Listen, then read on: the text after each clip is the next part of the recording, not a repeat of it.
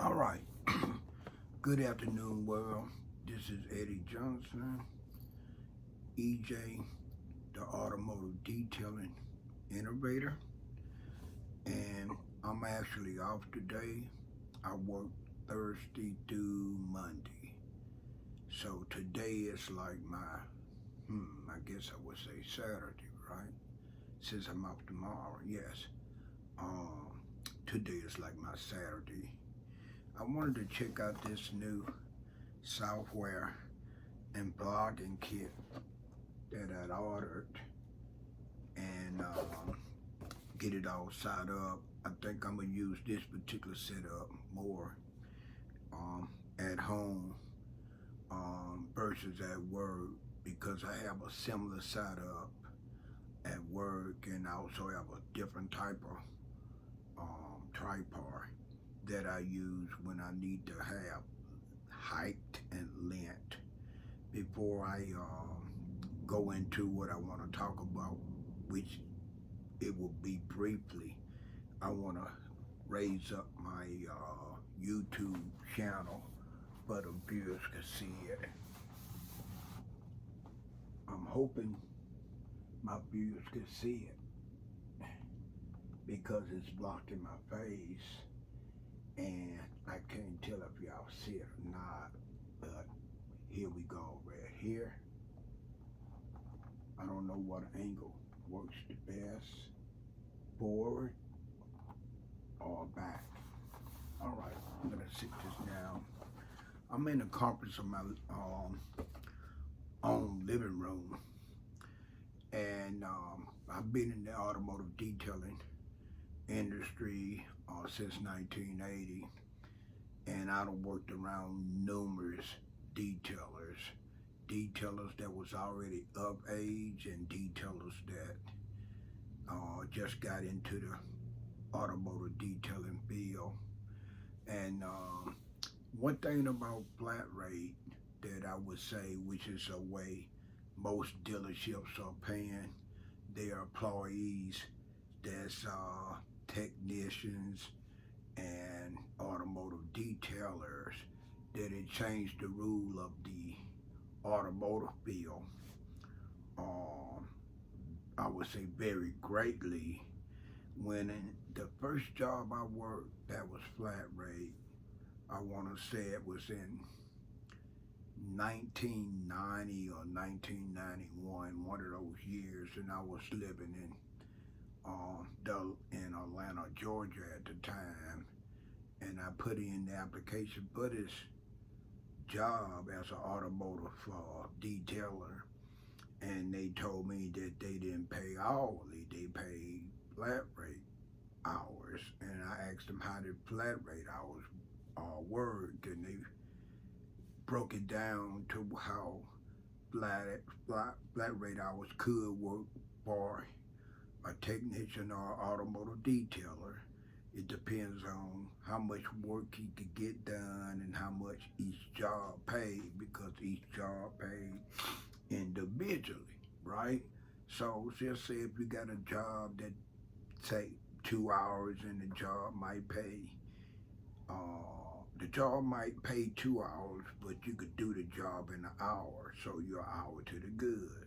Say if a job paid 5 hours and you was doing a full detail on a SUV or a family car like a station wagon or a van or something, even a car of that nature, it could, if the full detail paid 5, and if it took you 7 hours to do it, to complete the detail from start to finish, you got paid the 5. So it was a way that you could either make money if flat rate worked for you, but it was a way that you could lose money. Now, what I didn't like about it the most was it put technicians and automotive detailers in a predicament to damn go fast if they want to make money, right? So when you forcing a person, this is just my opinion, when you forcing a person or got stages in place where if you do a certain amount of money, you make a certain you get a you do a certain amount of work, you make a certain amount of money. That changes how people perform that job. Some people will go through the job real fast just to get the money, regardless if that job might kick back to them, and they might have to go back over and fix something. It changed up the scenarios on how people went about performing either technician work or, or automotive detail.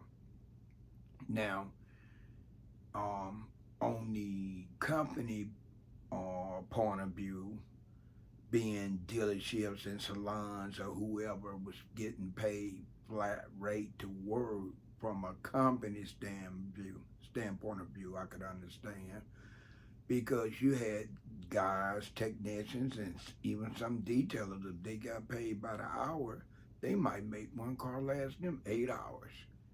Regardless of the condition of the car, they could have done the car in 4 hours, but instead they made the car last them 8 hours because they didn't want to do any more work and they weren't gonna make no more money. So it wasn't no incentives there for them to want to go faster to try to make the money. So it was a kids 22. It was where it could work for you or it might not work for you. Okay, since I've been, flat rate started out not working for me. I had to get used to the flat rate system and learn how to work the system to where it could make me money without costing me time on the back end. It got to the point where if I was in between jobs and I got ready to put in an application at a dealership or even a salon, an automotive detail salon, I would have asked the person interviewing me, how do y'all get paid? Do y'all get paid hourly rate or do y'all get paid flat rate work? And if you get paid flat rate work, then I got to think twice if I want to take the job or not. That's how it was when flat rate first got started or when I first started getting paid flat rate. I'm like, man, I don't know. This flat rate work thing is not working for me. It's more designed to work for the company that you're working for because it's putting you in a predicament to step your skills up and your work speed. But by the same token, a lot of people can't go at a fast, steady pace and put out quality work. So flat rate wasn't working as well as I liked it. But as I continued to do flat rate work, because it got to where it wasn't out of 20 dealerships, you might find two that was still paying hourly. All of them was going to a flat rate.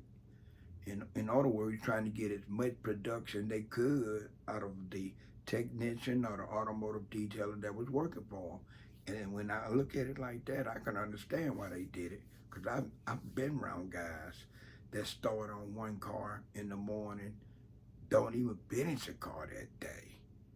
Come back the next day and work on that car. They didn't have no incentive to want to pick the pace up and go faster. Okay, the last 10 years, flat rate have really been working in my benefit.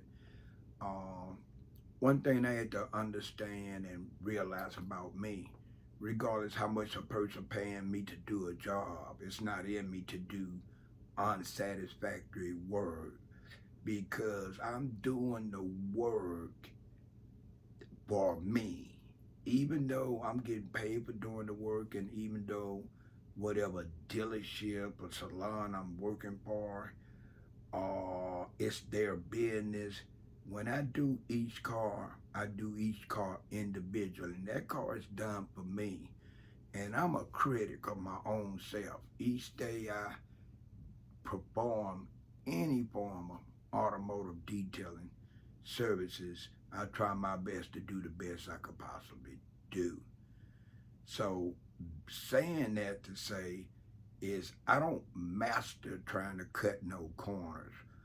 Um, my thing is if you don't have time to do it right the first time, when you're gonna have time, right? And if you don't watch out, if you just blow through automotive details and don't get them right, and you doing them for a dealership, and if it's a used car, and that particular car don't sell in a certain length of time, and if you stay at that dealership 9 times out of 10, you're gonna be working on that same car again, and more likely you're not gonna get no money because they could pull up the paperwork and find out who did the car, and if the car was unsatisfactory for their level of work that they wanted done, then guess what? You got to work back on the job free.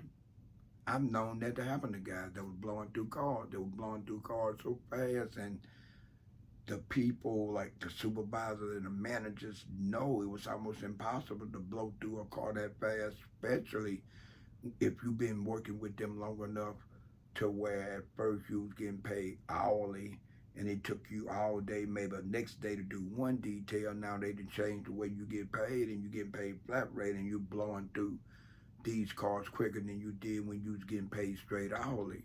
They definitely gonna pay attention to what you are putting out, and eventually they're gonna find out if you're skimming corners or cutting corners or not doing everything you're supposed to do. They're gonna quickly find out. They could tell by the condition of the car, and they could compare that against the work you was doing previously versus the work that you're doing now. I never wanted my name caught up in a mess. So like where I'm at now, I've been there 6 years in April, and I've worked around quite a bit of detailers. Most of them are 30 and under, so it makes them younger than my three older children. Some of them are young enough to be my grandchildren because I got grandchildren their ages. And the first thing most young detailers want to know when they get ready to get into the detail industry, basically they want to know the shortcuts. They want to know how can you get around not doing certain things to pick your speed up and make your money. I always suggest you learn how to do the job first. Once you learn how to do the job first and do the job correctly, then you can work on your speed. But if you come in trying to do the job quickly and ain't trying to do quality work and just trying to bang out cars, eventually that's going to work against you. You got to learn the job first. Once you learn the job, you'll know automatically what you could get away with, what you can't get away with, what you need to cut back on, what you don't need to cut back on. You'll understand you're not gonna make money on every detail that you do. Some cars gonna take a little longer. So you tell yourself when you do a car that take longer, the next car you're gonna look and see if it's things that you don't have to do versus what you did to the last car, maybe the car before that or your last 10 cars. You think about what you don't have to do because it's not necessary because that car is in that type of condition, right? And you try to make your time up on those kind of cars, but you don't force the issue by trying to cut corners on a car anyway when the car need every step that you could possibly get it to make it look satisfactory or make it look at the way the people that you're working for expect for it to look. See, like I said, I'm my own worst critic. It's not about how fast I could go all the time. It's not all about cutting corners. It's not all about somebody else going faster when I am making more money than what I'm making, or nothing like that. It's about pleasing me, because I put myself in a customer predicament, right? If I'm a customer and I bring my car to an automotive dealership or salon and I want a detail, I want to know what the detail consists of, and then I want to share any concerns that I have with my vehicle. And once I get my vehicle back, I'm looking to have a certain expectation made from that, my input, right? But a lot of service advisors, and I'm telling you what I know, I've been in this automotive detail business now almost 45 years. And some of the problem is a lot of the service advisors that work at these dealerships, not necessarily a used car lot. I'm talking about new car dealerships. A lot of the service buyers are not detail orientated. You could sit up and tell them what you expect, or you could ask them what's the detail consist of, and they might could tell you the basics. And if you don't watch out, they'll explain to you basically a washing back and windows and tires, and can't even go into what you can expect the interior look like, what kind of spots that's gonna come out of the carpets, off the seats, if the seats are upholstery. They can't tell you what's kind of scratches that's gonna come out on the exterior. They can't tell you what type of shine your exterior body's gonna have. They're not knowledgeable enough to answer the question that you have concerning the overall part of the detail of your vehicle, and that's where a lot of problems come in at. And then when it's relayed to the detailer, it might be said as you got another full detail coming your way. It won't say, oh, she had kids, it smells, or she had animal, it got an animal smell, or she's a heavy smoker and she wanted deodorized, or it got a bunch of pet hair. It's things that a detailer need to know what to look for, because you can't fix a problem if you don't know exactly what the problem is. You could damn have a car that's completely destroyed, and you could fix everything you think need to be fixed, but if you didn't fix that one or two things that customer expected to get fixed in the process of them dropping their car off and coming to pick their car back up, it's gonna be a complaint. It's just the way it is. When I worked for the Nissan dealership in the area, in the city I live in, which is Berrien, when I worked at the Berrien Nissan dealership, my first year there, service advisor was letting me know about how many details I had coming that week. He didn't really give me a whole lot of feedback, and just say within that week I did 15 details, 10 details or whatever that week, customer paid details, right? Out of that, since his communication to me, other than it's a full detail, was just that, out of 10 or 15 full details, I might get one or two complaints. I get one or two complaints because he didn't ask the customer what their concerns was. So when the car got detailed and the customer came back, they looking for that their concern to be met, but he never asked their concerns. In a lot of cases, a customer didn't give their concerns, so now they aren't happy. So I told the service manager, I actually feel when y'all get ready to take in a detail, or if the car come in for a detail, you page me to have me come up and look at the car. I could look at the car, I could talk to the customer, find out what the customer concerns are. I could go over the car with the customer and tell the customer exactly what they're gonna get for the money that they're gonna spend. I say if I communicate with the customer what their concerns are, and I focus on taking care of the customer's concerns, it won't be no complaints. I wouldn't have bet you in a month time, 6 months time, I might get two complaints. I might get two, because now I have a direct line to the customer individually when they come in with their car, and it's if it's a day that a customer come in or asks about a detail and I'm not there, you could inform them that the guy that does the details is not available, however you want to word it. But let them know that you got a guy that details cars for y'all, that looks at the cars and tells and relate to the customer what could be done and find out what the customer expects. If you do that as much as possible, it's gonna be times that I'm not gonna be available for whatever reasons. But as much as possible, if you try to find out as a service advisor, you try to find out exactly what a customer concern is when it comes down to a full detail, or even an interior detail, or even an exterior buff job. Then that'll cut down on complaints. Um, as time went on and flat rate is the norm now, um, I've noticed how certain products, um, chemicals, or maybe even equipment have changed with the times. And in some cases, things that automotive detailers used to do that was a part of their detail or full detail regimen or the interior regimen or the exterior buff job regimen is not getting done like it used to.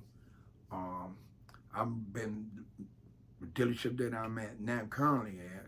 I've had a couple guys say, EJ, man, I'm beginning to do this and this like this person, and it's working for me. And I usually just smile and don't say anything. And I had a coworker. I think we've been working together maybe 4 years. And he said, "Man, you got that look on your face." And he thought the look on my face was saying that he didn't know what he was talking about. That wasn't the look I gave him. The look that I gave him is, you started off trying to be the best possible detailer you could be. You started off late. When the average guy got into automotive detailing between 18 and 25, you got into detailing in your 40s, early 40s, right? So at that point, your whole value system on life, cars, or whatever you decide you want to do should kick in, and you should be telling yourself you're gonna do the best you could possibly do with in whatever area or field that you're in, right?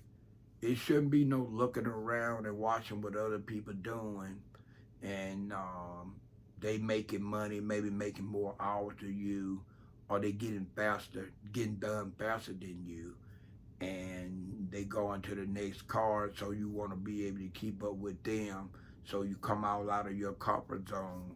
You stop doing the quality work that you was known for doing, and now you're beginning to make mistakes and get complaints. Well, if I would have told him what I really wanted to tell him, he wouldn't want to hear it, but I've told him years before, because like I said, we've been working together almost 4 years. I told him, when I come to work, EJ compete against EJ. It's who EJ compete against. I don't compete against nobody else. I compete against me. I'm in my own lane. I'm in my own race. I don't care if another guy get 20 cars done and I get 2 cars done. As long as I'm satisfied with the quality of work that I put out, that's what matters to me. That's what matters to me. I'm not going to worry about what the mass of people are doing that's around me. That has nothing to do with me. My job, to me, what I owe myself, is to do the best possible job I could possibly do. That way I could tell a customer, I could tell a service advisor, I could tell a salesman, and I could look in the mirror at myself and say I did the best I could. Simple as that, right? That's what you call integrity, right? I have integrity. I put my work up against any other detailer that's out there. I'm not saying that I'm better than all of them, because I'm not. But I will say this: regardless how much money involved, if I say I'm gonna do a job, I'm gonna do the best ability, my best ability to get that job done, right?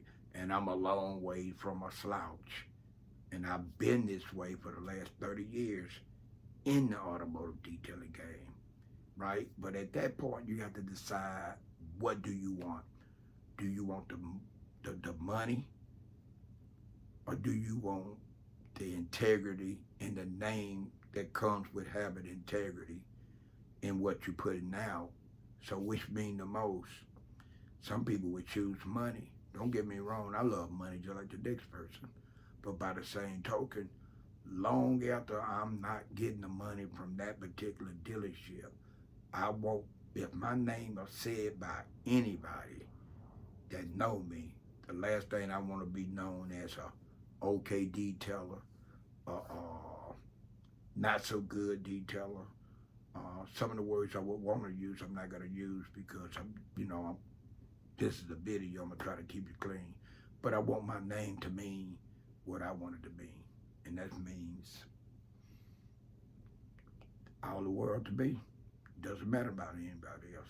It's what I feel about what I do, and performing automotive detailing is what I do. I got a lot of money invested in it.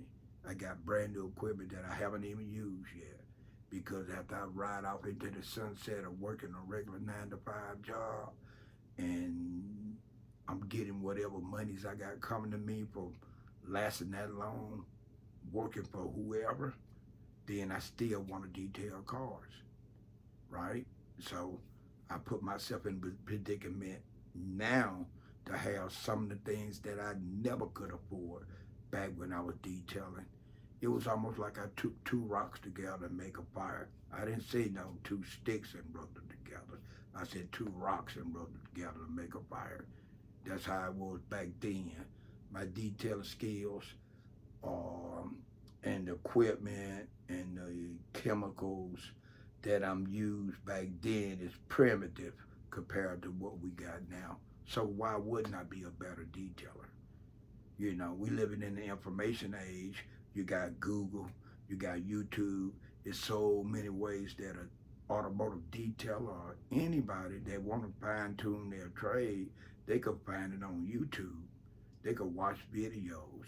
They could ask Google. It's too many. It's too many ways to better yourself because of the information age to just be known as regular or simple or having the basics down pat.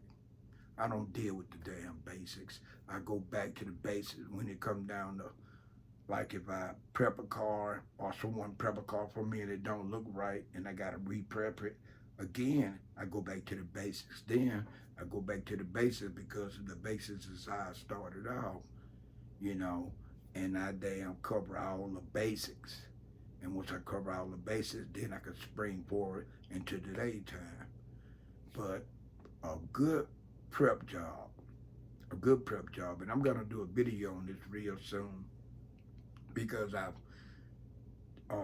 watched videos on YouTube and I hear other detailers talking and they're talking about paint correction and everybody seem to have their own definition on what paint corrections is and each its own, but some of the simple things that people seem to neglect that cover paint corrections, is some of it's not being said. To be honest with you, paint correction means what it means. Paint correction is paint correction. Paint correction is trying to correct what you can on paint, right? And it's steps that you could do, it's steps you don't have to do. Okay. Paint corrections, I give you an example. A paint correction could easily start inside the wash bay, right? And doing the prep. If you got a car that got that body feel rough, got tree sap on it, got water spots over it, okay? A lot of the prep work done right in the wash bay area could make it more easier for you when you go through your buffing steps, right? Okay, let's start with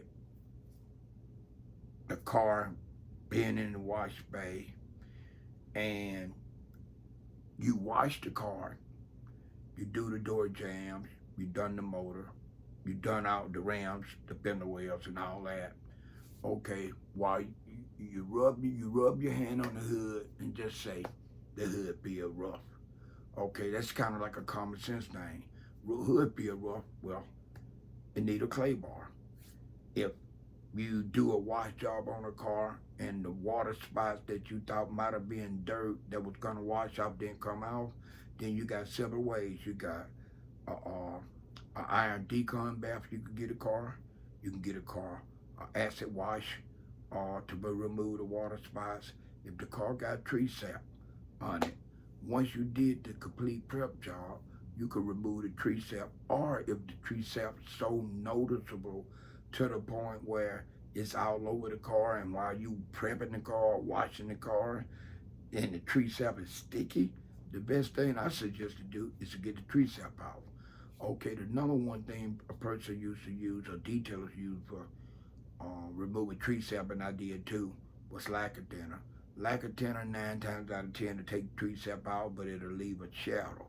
In some cases, lacquer thinner, if you rub too long in one place, taking the tree sap out, you're gonna put a scratch. So I found what worked better for me, and I just found this out maybe about 3 or 4 years ago, and that was rubbing alcohol. If you can get you some rubbing alcohol that at least 97%, at least 97%. Anything under 97% is not going to do what you want it to do. But if it's anywhere from 97% to 100%, you could use that rubbing alcohol, and that rubbing alcohol will take that tree sap out, and 9 times out of 10, it won't leave no scratches. It won't even leave a shadow in the paint, right? I suggest never buy a gallon alcohol, because the top on alcohol is not tightened back every time you use it. It's going to get weak. So now you've lost almost a gallon of alcohol because it done lost its strength, because the top wasn't put back on it quick enough and tight enough. So I always buy a small bottle, like a 12-ounce bottle, 16-ounce bottle of alcohol, and I'm the only one using my alcohol too. Now, if you buy a gallon of alcohol, you got about 5 different detailers use your alcohol. 9 times out of 10, it's not going to last long. It's not going to have the strength that it should have to take the tree sap off. So I'm going to do a video. In this video, I'm going to take off tree saps. I'm going to take off water spots. I'm going to get a car, acid wash, or iron decon bath. Those 4 things, maybe 3, because if it got water spots, I might use either the acid to give it an acid wash, or I might just use the iron decon. Okay, just say out of those 4 things I just named, you do 3. Let's say acid wash, clay bar, and tree sap removal. That's 3 different things going toward your paint correction. The rest of the paint correction would be steps that you would be doing with a buffer. Because if you, let me see, I'm going to put this in the right order. Once you wash the car and you see the car got water spots, that's your opportunity to get a acid wash or iron decon wash.